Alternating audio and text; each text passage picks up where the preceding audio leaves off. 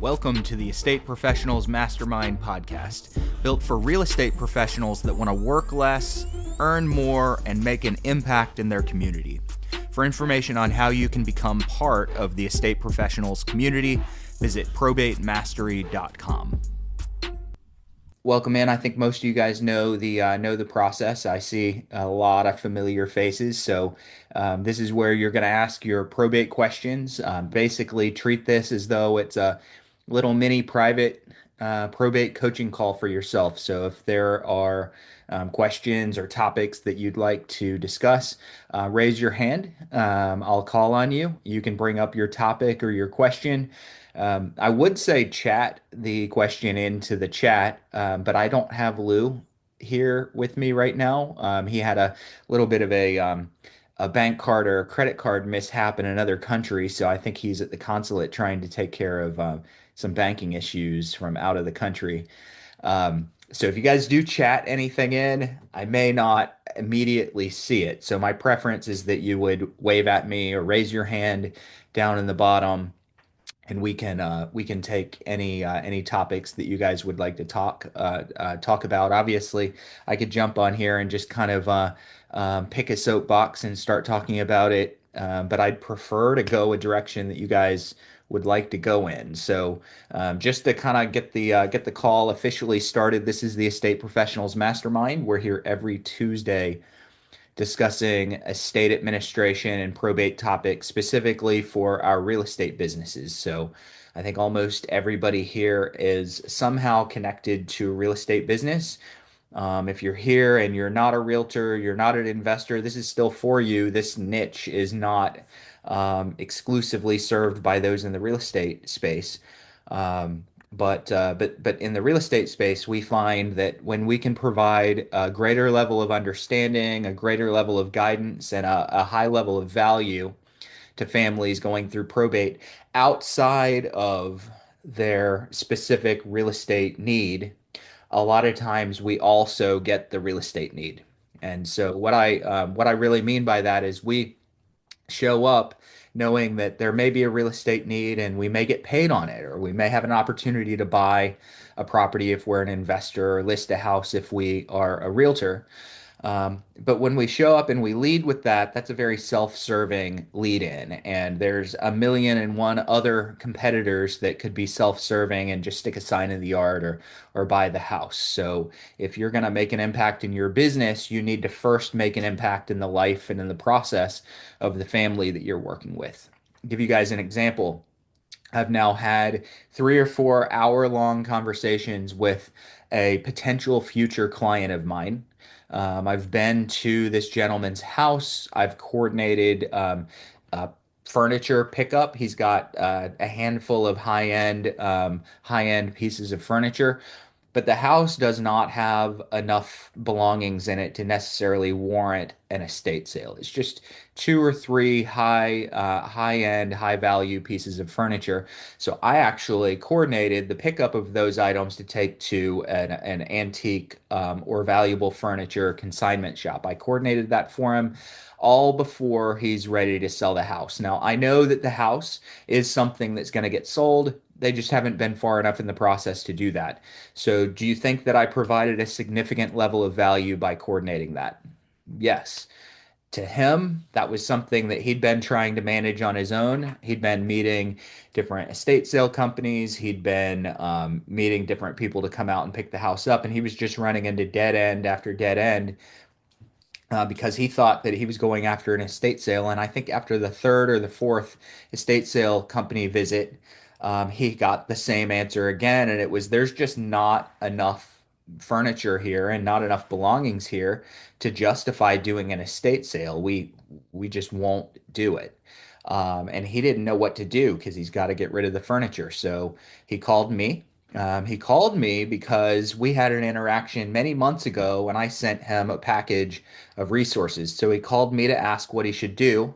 I coordinated a visit to the property. This is a week or two ago. Visited the property. I said, yeah, you're not going to get anywhere with an estate sale. You got to stop doing that. I need to just get you with my consignment shops that deal with higher end furniture. And one of the first one I called came and picked the furniture up, and now they're going to sell it and give him a cut of whatever the gross sale price is going to be. He didn't know that because doesn't do these things every day. I work in the estate space every day, so I know that. Do I get paid for it? No, but I built a lot of relationship equity. And when the house sells in a month or two, the likelihood that I list the house is very, very high, very high. And I don't think I would have had that. I might have had a 10% chance to list the house before because he knows 10 other realtors. And he told me that he knows a bunch of other realtors. So that's what we do. We get paid by investing in and providing value to the families that we work with, knowing that in the long run, that relationship equity does end up paying us in the form of real estate deals. So you could be a financial advisor, you could be an accountant that does estate taxes, you could be an attorney, you could be an estate sale company, a contractor, anyone who could potentially grow a business in the estate niche, and you could grow it this way. But you have to be able to understand the probate process and ultimately provide value and have the connections and the knowledge to be able to help people through the preliminary steps that they have to go through before they're ready to sell a house or before they're ready to invest inherited money or before they're ready to do their final taxes or before they're ready to renovate a house, things like that. So there's so many different ways that this business could potentially be monetized. Almost all of it requires the relationship and equity in that relationship first. And so I just want to encourage you guys to look at the business that way. The folks that often come into probate and then they're immediately out of probate are the ones that go, I don't want to deal with all that. I just want the house. That's all I want. I only want the house. And they can smell you coming a mile away because you have absolutely no empathy whatsoever. And if that's you, I would argue that this niche and this space is not for you. And anytime I say it like that, I always make a few people mad. So be it. We don't need people who have zero empathy, zero desire to help a family through preliminary steps, and zero ability to help. We want people who are going to step in and help and actually build credibility and a brand for themselves locally as the person to go to for these needs. Okay. All right. So, any topics that you guys would like to talk about, I can shift into vendor relationship building is kind of what's been on my mind here a little bit lately. But I would like to know what topics you guys have. What would you all like to talk about or ask? Is there anything that you're working on in your business?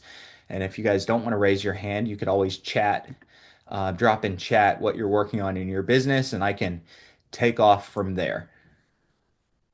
And while I'm waiting on someone, David. Thank you, David. Hey Bruce. Yeah, so hey, I have a question. As far as title is concerned with probate, is there a specific person that you use? Is there some title companies that are easier to work with probate than others? What has been your experience with that? It seems like the most daunting process for me in Hawaii Hmm. is the title companies, and then just pushing all the paper through with the title companies for some reason. Uh, Interesting. yeah. When you talk about title companies, do you think it's more daunting to make sure that the title is marketable and insurable, or is it the title company and their procedures, and the fact that probate doesn't fit cookie cutter? Uh, Probate doesn't fit cookie cutter and the procedures, and it depends on the title officer. Some title officers, have it down really well, and then some title officers ask for so many documents, it's like we're gonna do probate all over again, you know? yeah. Give me an example of what the those title officers are asking Asking for. for. Okay, so I'll give you one. So so we have one that actually title is already transferred into the seller's name. Hmm. And so we thought, why do we even need anything really at this point? Yeah.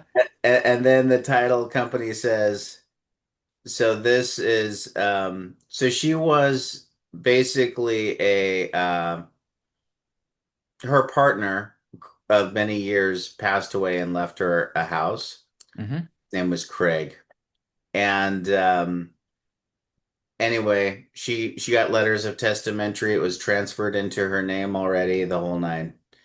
And then they write, in order, say, for title insurance purposes, we need the fully executed copy of the trust dated, I won't name their names, July 9th, 1991, including any amendments.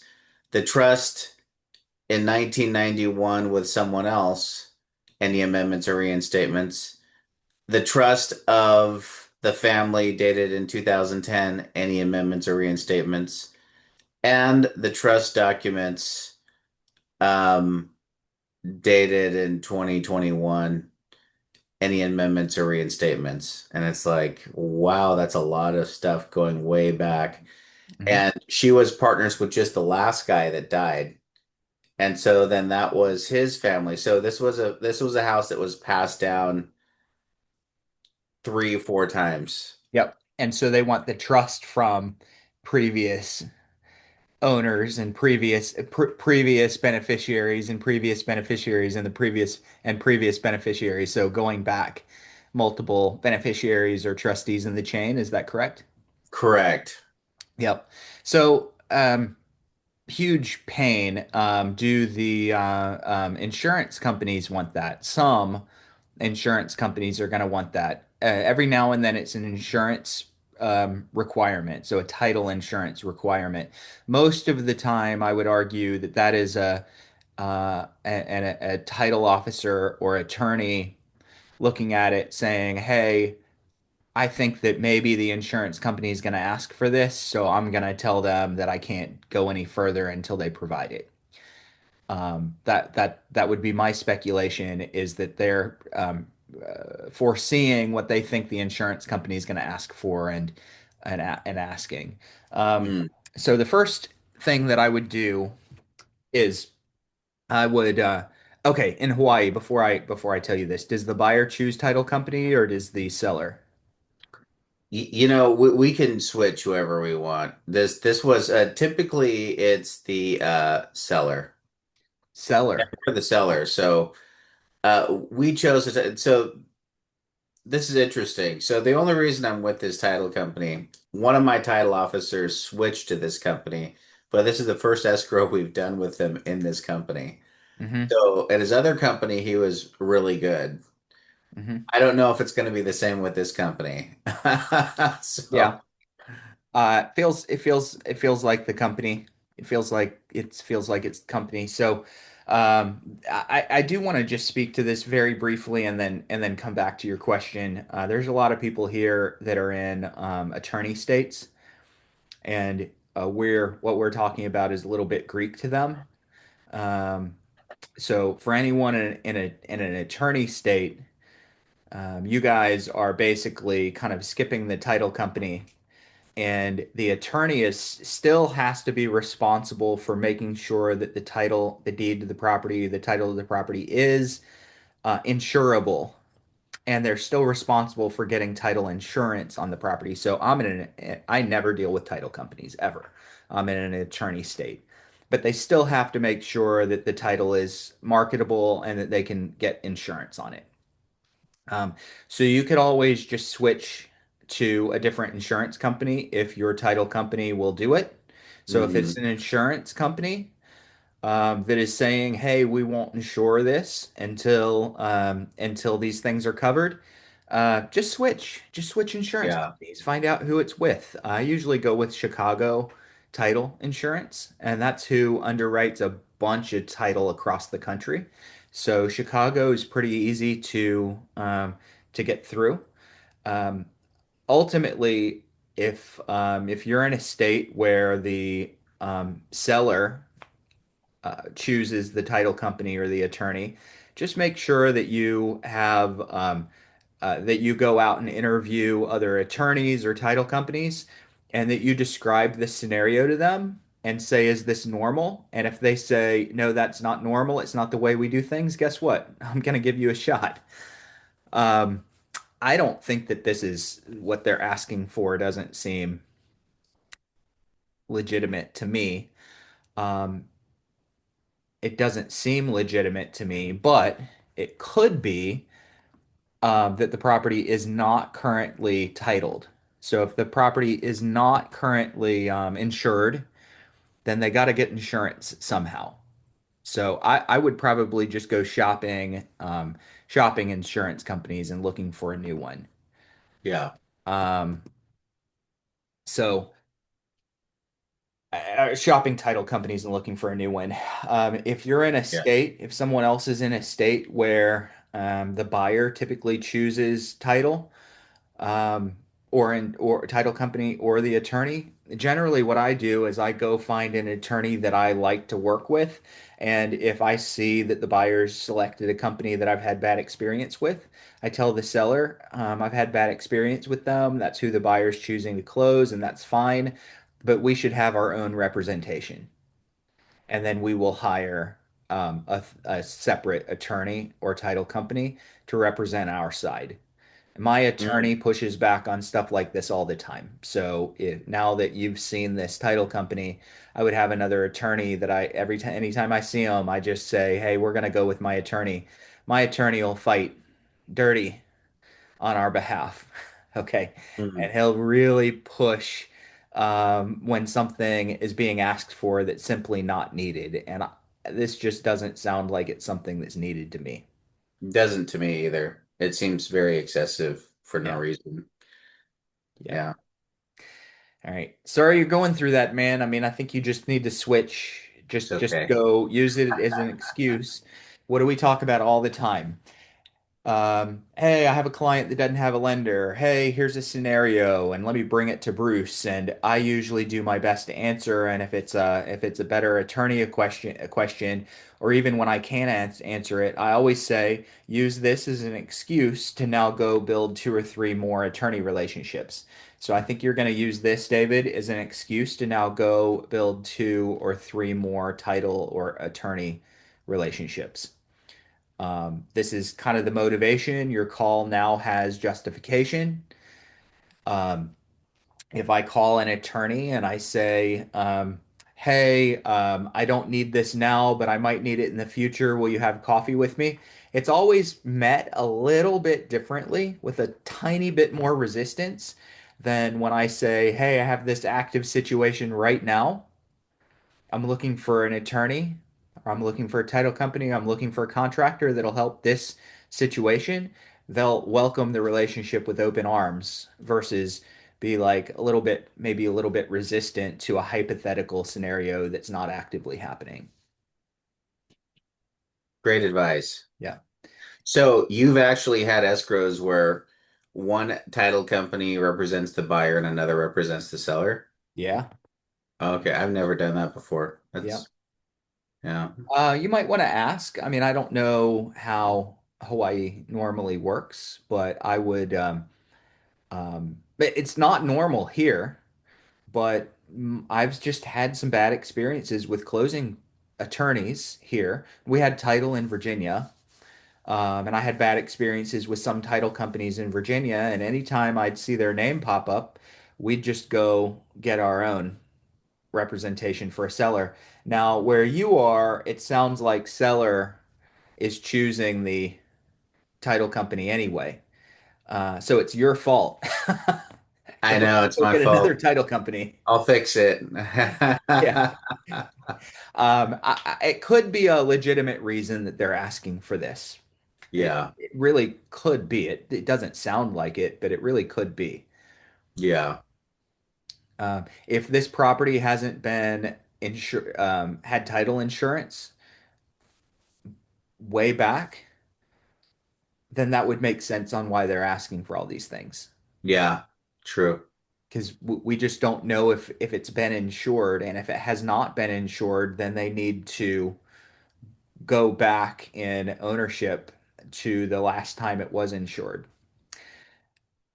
It's possible that that's why they're asking. Yeah.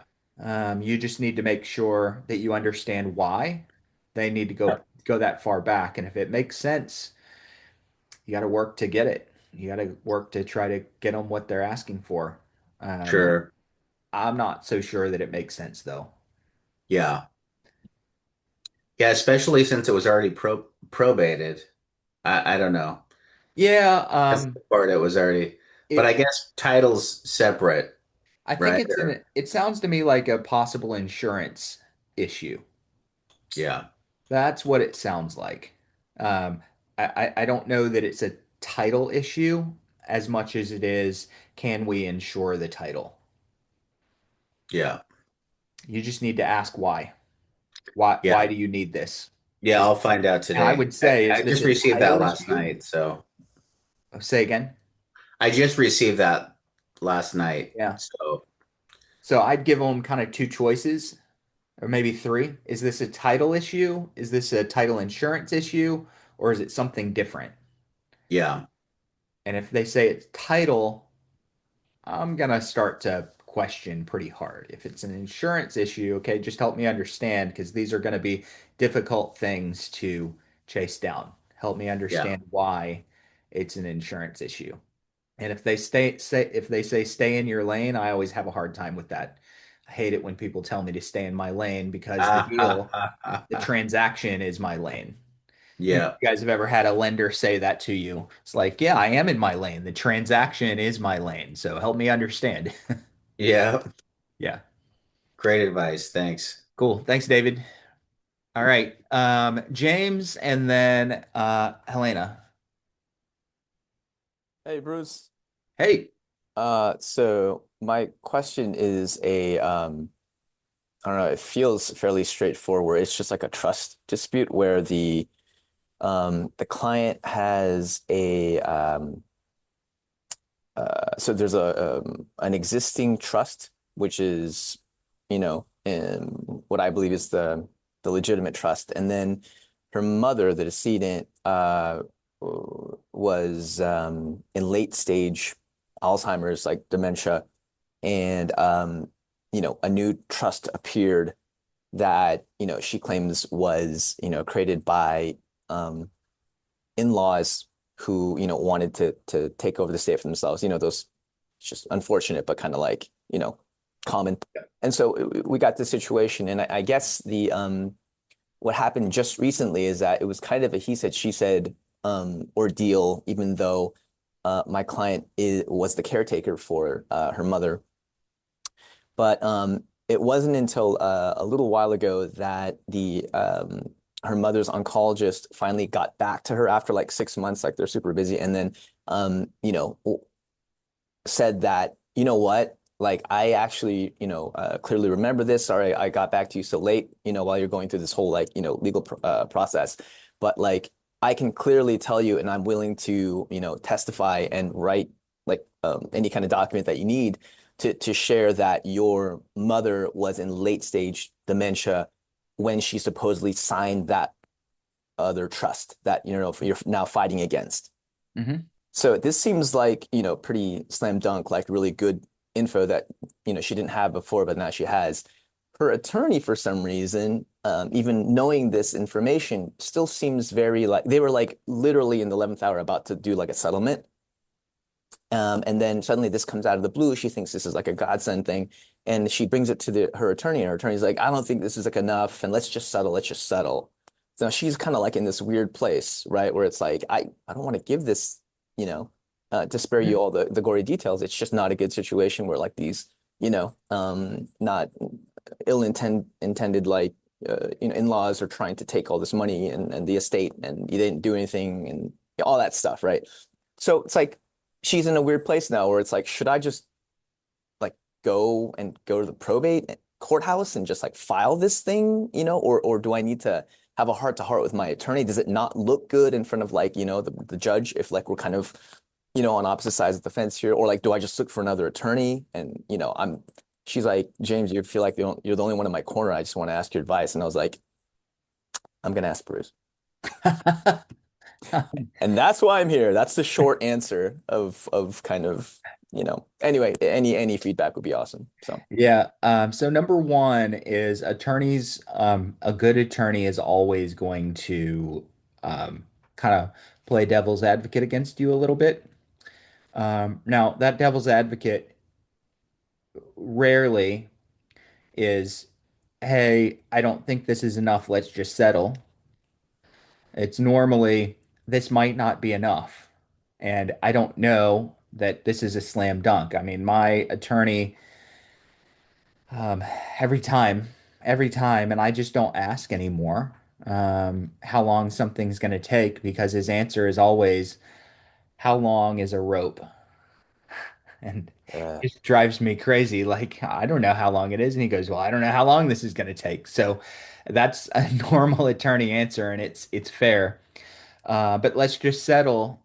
We have to figure out is he saying that because the battle and the risk is going to be too much expense and too much risk to not settle? Is it just a better financial decision to settle? Is he doing it so that he can get paid faster? Is he doing it so that he doesn't have to go to court? Is he doing it because he's super busy and just needs it off his books? I don't know. Um, Personally, I would generally go consult another attorney or two. mm, Use the excuse, you use the excuse to build another relationship or two.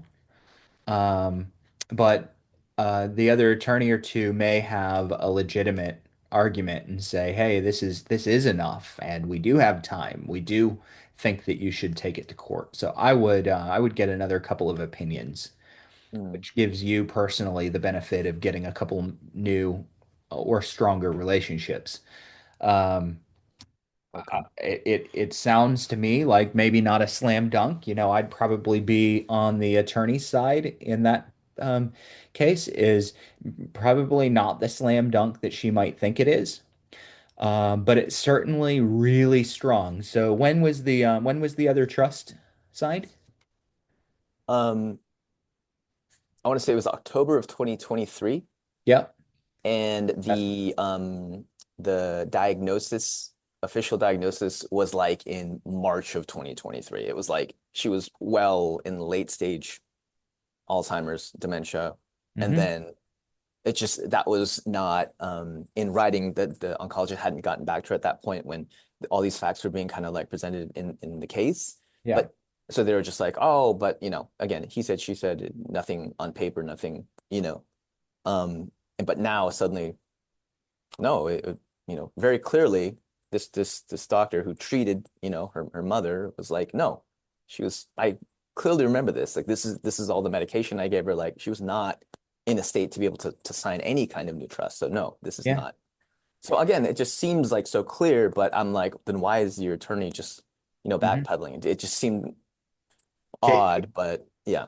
Hey guys, I'm butting in here with a quick ask. If you're getting value out of this coaching today, I want to invite you to check out my probate mastery trainings over at www.probatemastery.com.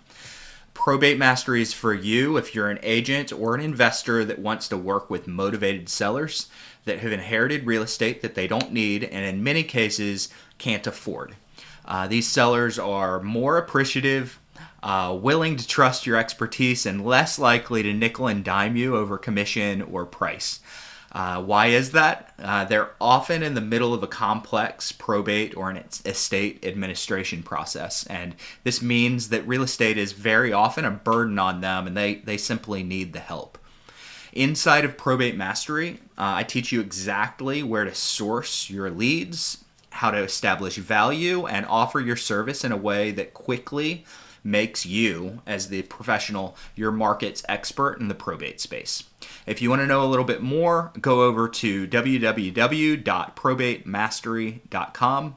Hope to see you guys inside of the community. Thanks. Can Anyway, I comment real quick? Yeah. hey David. Okay, hey, how's it, James?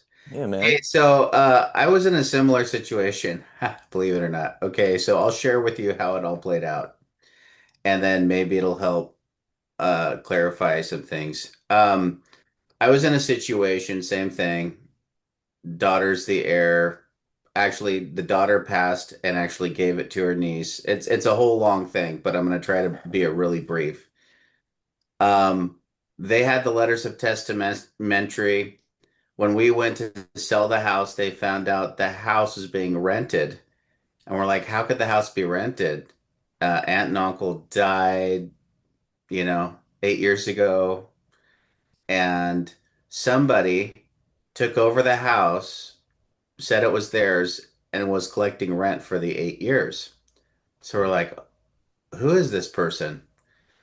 Well, this person has just been pretending to be the owner of the house, which obviously is extremely illegal. Yeah. And so, the short of it, we found out who they were, and we found out that actually the wife of this guy already went to prison for stealing houses, which is crazy, serving a 3-year federal sentence.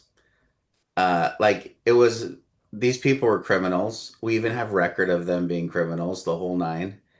And so my our attorney pushes back on these people and says, "Stop renting the house right now. We're taking it over. We're taking possession as of now." And we weren't even coming after him. It was just stop. That's all it was. And they pushed back and said, "No, we're not going to stop," which is crazy. Like, oh my gosh, they're going to like fight us.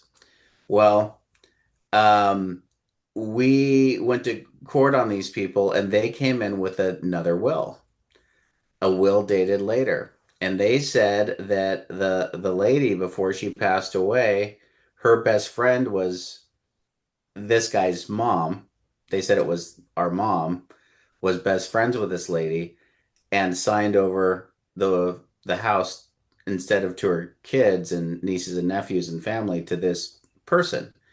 Now, my attorney, this is where it gets really, I don't even know if you can follow this, but my attorney was in court, and when he saw who it was handed to, and for the sake of conversation, Triple Y. He said, no way. 6 years ago, I had a case just like this where a mystery will came out of nowhere and the family said it was fake, and I didn't know if I could believe them. And guess who they handed it to? Triple Y, the Oh same man. lady. Okay. So my attorney was ticked because he realized he was a part of this and the same scam before. And they won 6 years ago. The court gave this lady the house. It wasn't even hers with the fake will. Okay. So he's here. So at this point, the family says these guys are crooks. We're gonna make sure they don't do this again. So we have to now dispute the will. And the probate court was having a difficult time judging the will, even though we knew, okay, this guy's wife's in prison. 6 years ago, this event happened. This guy's a total crook too. He's got all these records, all these, you know, lawsuits against the state, yada, yada.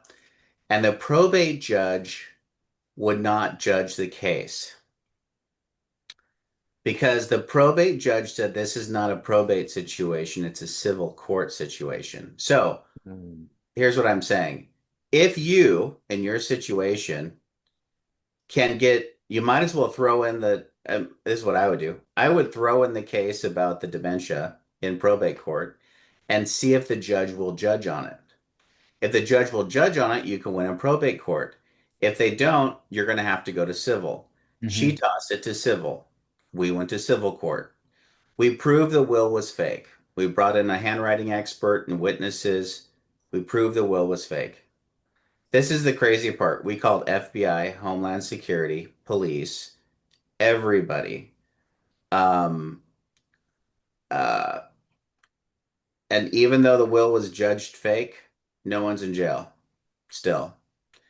And then Wow. even in civil court, it got pushed back to February 2027. So we're not going to get a judgment until February 2027. So it's been 3 years. We went through four probate courts. And the judge, in my opinion, in the probate court was convinced we were right, but she Mm. still wouldn't judge. And the reason why, and I found out later, is judges. do not want to judge on a case they think has even a hint of being overturned somehow. And if there's even a slight doubt that it is not that this person has a legitimate will, they won't judge on it. And so we disproved the will in civil court, the whole nine. Now we're still waiting for them to judge. The only thing that's happened is that the rents, an intermediary has come in and is now collecting rents that will be held until after the judgment in February. I don't know if you can follow all of Ah, that. Does that kind of make yeah, sense, or is it it too much info? it did, and thank you so much for that feedback. And I'm really sorry. I actually got to run. Thank you for that. But Bruce, if you could add anything else, like I'll just listen Yeah, to it afterwards. But I like I think do have to run. yeah, you're good. I think that that's the what David just described is the is Deal. potentially the reason that the attorney's like just settle. Potentially the attorney is saying, look, you're going to be maybe tied up in this for a long time. Mm, You should just settle. So she needs to decide. And I would definitely go talk to a few other attorneys. Absolutely. okay, But she needs to decide if this takes 3 years. Is it worth it? Is the upside worth it? Might not take 3 years, but if it does, is the upside worth it? But talk to a few other attorneys first, is my opinion. will do. Thank you both. Appreciate you so much. Yep, Okay, definitely. Thanks, James. let you know how it goes. Bye. Perfect. All right. Helena. Hello, how are Hey, you? good. How are you? Fine. In David's scenario about the trust, how would you go about getting those expired trusts? How could you get those? Are Uh, yeah, you correct? Or I mean, how would you attain that? you have to basically do your best to chase down the attorneys that handled those if you can. So you're probably taking the trust that we have now and talking to that attorney and finding out if he had any previous documentation from another attorney that prepared a previous trust. And if it's in his file, then you go to that attorney, and then if they have documentation pertaining to where the original trust was, you go to that attorney. The thing with trust is they don't live in the public domain. So there's a lot of detective work that needs to happen, chasing down trust because we don't know which attorneys drafted the original ones. I have a trust right now that was not even really drafted by or held by an attorney that they just got it. Who was the Orman lady that was doing Susie? Susie Orman? Yeah. So they just bought a package from Mhm. Susie Orman and did their own sloppy trust, sloppy will. It's creating some issues. Um, but then there's not an attorney. So a lot of times previous trusts are difficult to find. But you can do a little bit of detective work, and one attorney might have known the attorney that had done the original one, and that attorney might know the attorney that did the original one, but there's a good chance that they're not able to be located. That's certainly a chance. So if it's a title insurance issue, couldn't he get the policy from the last person who? Yeah, Okay. if there was a policy. So if there was, my thinking is that they're asking for so many different trusts going back two or three different trust generations that they may be asking for those because they can't find a title policy that was previously held. All right. And there's always, you can always kind of create conditions on a title policy. So if you can't find them, they could always give title with a title policy with a condition or with a caveat, and then it's up to the buyer to determine if they're willing to accept that, and the lender, if there's a lender, if they're willing to accept the caveat. So it might say, hey, this is covered under these situations, but because we can't find this trust, if something happens related to this trust that we can't find comes up, then the title policy is null and void. That could happen if you can't chase those down. Okay. Well, thank you for answering this. Definitely. Yeah, thank you. Anything else? That'll be it. That's it for Okay. me. All right, thank you. Bruce, is there a title, like let's say for instance, there's a trust dated 20 years ago, and let's say there's multiple other trusts. Um, is there an expiration on when that trust person can challenge the title policy if it's been transferred? No, they can still just No go. idea. Not no. I have no idea. Yeah. Yeah. Yeah. If anyone does, please jump in, but I don't know. Hey, Ron. Yeah, thank you for taking my call or Yeah. my. Yeah, long I have a time condition caller, here. long time. Yeah. Yeah, I have a client going through probate. His dad, their dad passed away, and I referred him to a attorney, which they went to, and they liked her quite a bit.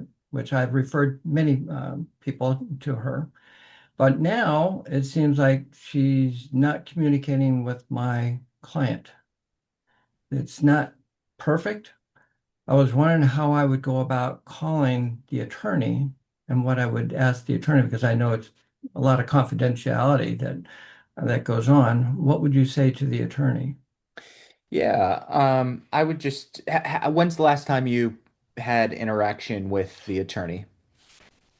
Oh, probably a good month, maybe month and a half. Okay. And what's the relationship like? I mean, you've sent business to her, so, but It's what, it's good. It's good? good. Yeah. Okay. So I would talk and then say, "Hey, got something a tiny bit uncomfortable. Can I speak my mind really quickly?" And then that'll always get a yes. Or could I be direct? That'll always get a yes. Um, uh, Mr. and Mrs. Smith kind of had a minor complaint that they brought up to me, and I don't necessarily think it's a huge deal, but they mentioned that the communication and their knowledge of what was happening in the process was um, uh, a little bit lacking, and I think that they might need a little bit more communication on what's happening in the process. And if you'd rather fill me in on that, then that's totally fine. But I just thought I'd put that on your radar Okay. and see what she says. For all we know, well, you might know. For all I know, she's done everything that she normally does, and you just sent a client that is a little bit more needy than other clients. Okay. It could also be that she's got a lot going on in her life, and just putting it on the radar, she goes, "Ah, I've kind of been dropping the ball and can address that now." But that's how I would handle it. I would just ask for permission to kind of be direct or speak plainly, and then say, "Hey, this is something that was brought to my attention." Say, I don't think it's a huge deal on their end, but they did bring it up, and so I thought I'd bring it up to you in case you weren't aware. Okay. Yeah. Great piece. Thank Yeah. you very much. Perfect. Okay, Ron, thanks. Bill Gross, what's happening? How are you?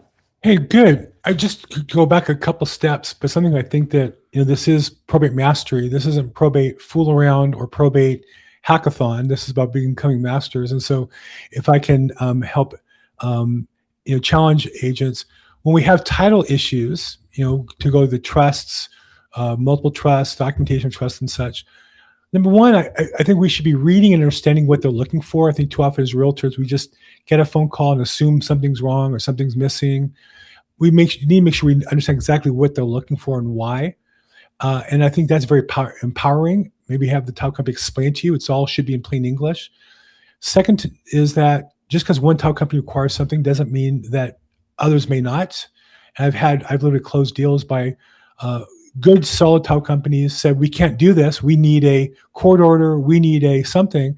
And went to other title companies because it made sense. And they said, oh yeah, no, we'll accept that because they have multiple underwriters. And so you should feel comfortable, I think, using the title company to make the right answer. And the third is oftentimes you can bond around problems. Sometimes it's about paying a certain amount of money, more with loans than with trusts on transferring title. But even still there, sometimes for a certain amount of insurance policy money, $500,000, $2,000, you can solve a problem. So again, I would say urge everybody to learn the materials to really know what the problem is, rather than just parrot what they're asking for and then chase after it. Second, shop title companies, sometimes one will say no, one will say yes. I've literally closed hundreds of thousands of dollars with that situation. And third, binding around is another possible solution sometimes. Yeah, good. I wasn't even thinking about the bond around solution. Um, I'll kind of give you guys an example of a perfect way of doing what Bill just described, is to his point of understanding what they're asking for, what it needs to say, and why they're asking is important. My attorney that I will never not use as long as he's in business, great friend. There have been a number of times when I call and I say, "Hey, this is what I'm looking to do. Can you do this?" And he usually says, "Well, I don't think so." And I, instead of just going, "Oh, okay," I'll say, "Okay, why do you think that we can't?" And he'll start to describe, and I go, "Okay, that makes sense. Now I understand. Could you do it this way instead?" And he'll go, "Oh, yeah, you might actually be able to do it, but this would come up as a potential problem to it."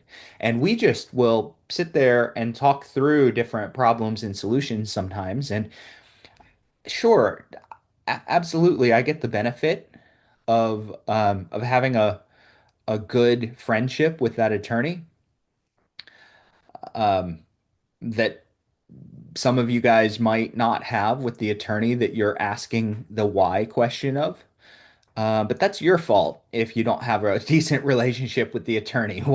You should have attorneys and title companies that you have that kind of relationship with, where um, where you can ask the why question, and they are okay having that conversation and exploring different angles with you, and that you can challenge. And I get things through my attorney all the time that his initial answer is, "No, I don't think we can do that."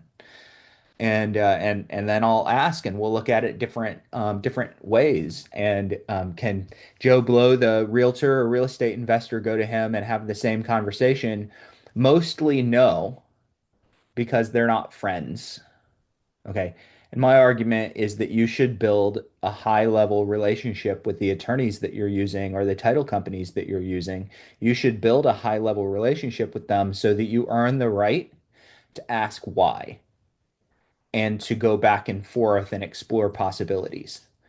Um, David, in this case, in David's case, a little bit ago, you have the relationship with the one title guy, but maybe not the firm. So it's kind of a unique scenario, but there needs to be a why question that you're able to ask. And if they're not willing to kind of explain that to you, then absolutely, I would just switch immediately.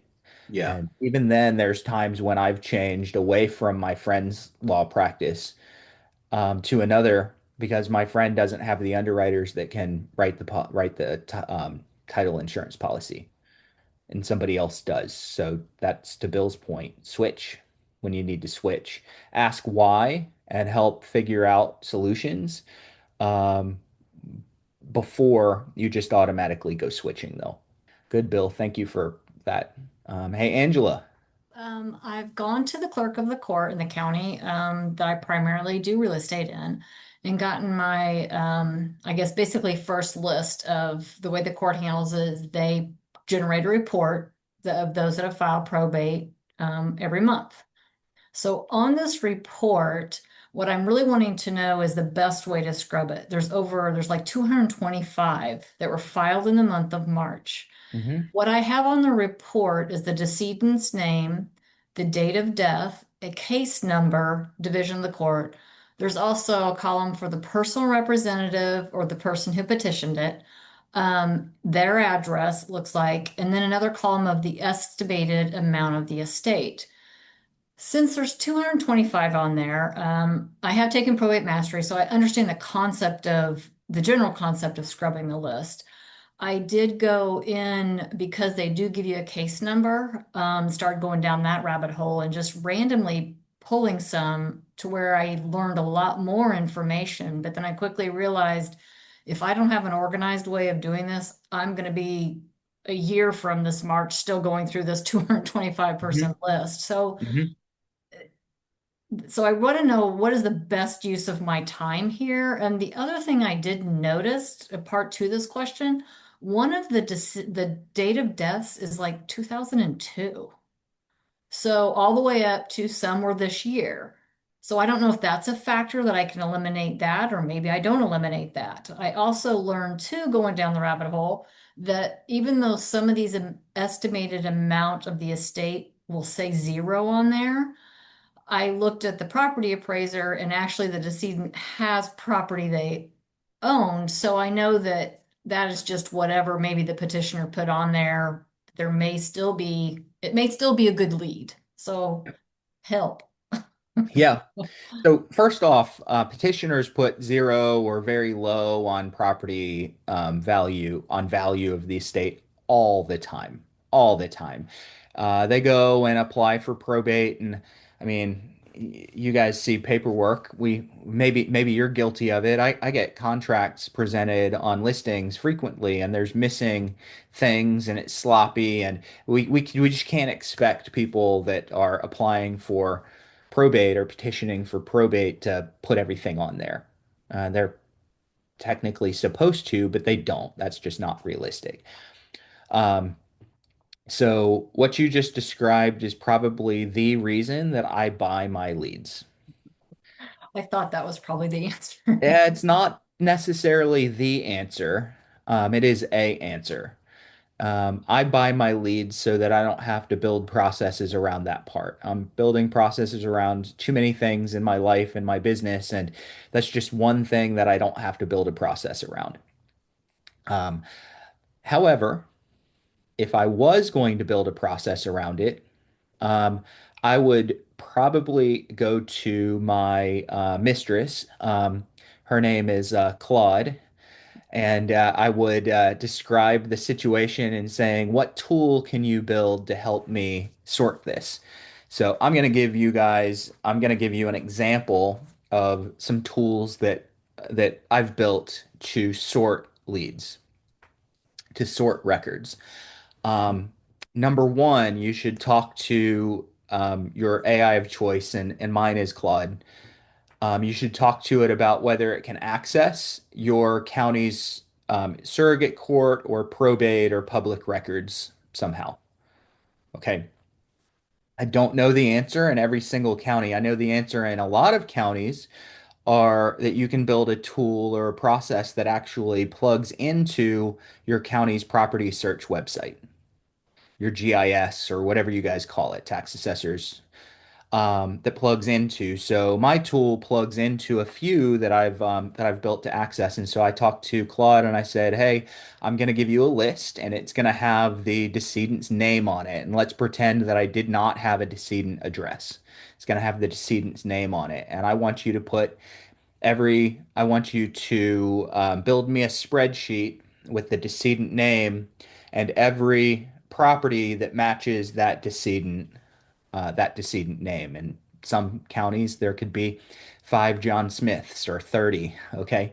So yeah, it's gonna kick back names that may be duplicates. So be it. I mean, you might get properties that are kind of false flags, but at least you've got some properties. And then first thing I want is just sort out everybody that no properties come back on them. Absolutely none. So um, so if it can build you a tool, and generally it's an HTML page, if it can build you an HTML page, and if it can access the county records, you could strictly load a spreadsheet in or take screenshots and load them in, and it'll come back very quickly and tell you which ones own property and which ones don't. So the latest tool that I built takes my actual spreadsheets. And of course, I'm buying them, so I already get these. Takes my actual spreadsheet, and I just load the spreadsheet in, and it reformats it and sorts everybody. So it reformats it into a template that my dialer can use, and then it sorts everybody. It puts the likely occupied properties in one category, puts the likely vacant properties in another category, and it puts the properties that are likely vacant with a PR that lives more than 30 miles away into a third category. And it automatically deletes everyone where no property was found. And then it just gives me those three categories back that I can put into my dialer, and we can prioritize properties that are vacant, likely vacant, where the personal representative is 30 plus miles away. Why 30 miles away? I just consider that to be the PITA factor. Okay. If I'm managing an estate and the house is 30 minutes away, it's not 30 miles away. It's probably not very convenient for me to, as the PR, to get up there that frequently and manage it. Okay. So you should just tell, um, I would just tell Claude exactly what I want my tool to do, and it'll give you a, a tool that you can put your leads in. Now I have another lead source that I have to take screenshots. So rather than go through my records and list everything into a spreadsheet one by one, I might pull the records up and I'll have a page of information and I'll take a screenshot of that page. And then I go to the next page and screenshot, screenshot, screenshot. And I'll do that with the 10 or 15 records for the day. And then I load the screenshots into a tool that Claude built and it puts everyone on my list. Now, you asked about skip tracing, right? I think you asked about skip tracing. Mm, no, just how I could scrub the list, basically. Okay. But I know how I can put their name into we have forewarn, and I did that a little bit. But yeah, but no, go on. I used ChatGPT, but I didn't have it build what you're a program. I just said, Yeah. can you scrub this? And I noticed that they just did it based on the estate amount, which I know Mhm. wasn't going to be good. Yeah. So I have it build a program, and I probably have 7 or 8 programs that AI has built for me. And it's basically just lives in my downloads. Whenever I open it up, it opens up on a web page that's my specific tool. And there's an upload button, and I just upload anything that I want in there. Forewarn is a manual process. I don't like using manual processes. So what I typically do is if I can find the decedent address, if I can't plug into GIS, if I can find a decedent address, I'll usually load that list of addresses into PropStream, and then PropStream will kick me back every owner that matches those addresses. Prop stream. Okay. Yep. That's the $200 a month plan. So Okay. all of a sudden, you're getting up into the area where you're starting to spend money that maybe you should just buy your own leads, buy your leads. Okay. Yeah. Well, I find Um, it fascinating. I like learning about it and I want to do like what go sit in the court. I found out I could. I had to swear in to even get the login to be allowed to get this list and. So I'm mhm. learning a lot with it, but I'm sure that's where I'm headed. I really like the learning process. I think that So, everyone should learn. So what Angela is running into right now are a couple of challenges with the way that you're doing it. But when you don't do it the way that you're doing it, you really have no idea what the process is. There's a lot of people here that it just immediately jump to buying lists. And if I were to ask them what the process, if a client were to ask them, what do I do next? They would go, I don't know. Why? Because they bought a list and they've never done the things that you've done. Personally, even if you end up buying lists, I think everyone needs to go through your route, your path to learn. yeah. It's been fascinating and I've had a great experience. Quick story, I actually was in the clerk of court. Some guy was walking in and they just handed him these little piece of paper of 1-800 call an attorney. And he left there. His wife had just passed away and she had 3 investments that he was supposed to be the beneficiary of. They opened them at the same time. One of them, there was no beneficiary.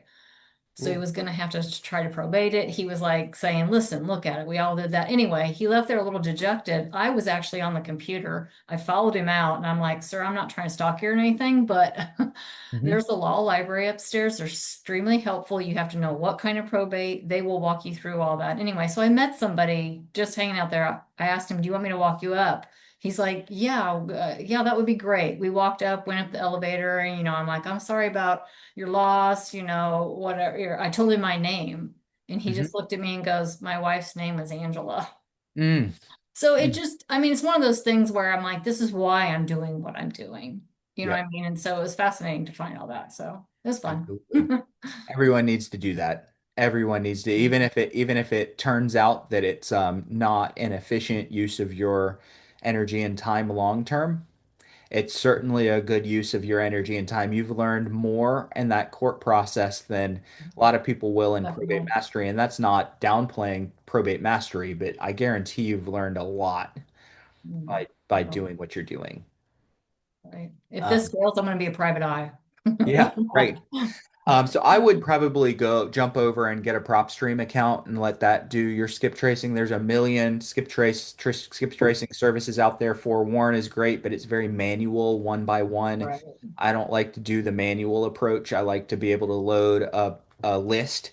So what I might do if I can find property addresses, even if it's just the property address for the PR and I want phone numbers, I'll load all the property addresses in and get my phone numbers back. And then I may have another, I might just load that into a spreadsheet, into an HTML tool and say, reconvert this list that I loaded you, reconvert it into a format that I can put into my dialer and call or into my mail house and mail. So Okay. Makes sense. um, start asking, and if you use ChatGPT, that's fine. But start asking it to give you a tool and tell it what you need it to do. Okay. And I've tried it with ChatGPT and it gives me something decent. But Claude will have conversations and I'll get a tool that matches exactly what I need it to do. And in some stages, it's a multiple step tool that's all coded. And it'll be like step one, load this list here. Step two, take the output and load it here. Step three, take the output and load it here. And all of a Mm. sudden, I've got my process page. Yeah, it seemed better when you did that class, I don't know, a week or so ago, or Zoom class about Hmm. creating all those things. So I'll probably migrate over to Claude. Yeah. Yep. Okay, thank Thank you. you, Angela. Mhm. Josiah, what's up, man? What's up, Bruce? How's it Hey, I was going? calling, or I'm in the call. You just piqued my curiosity.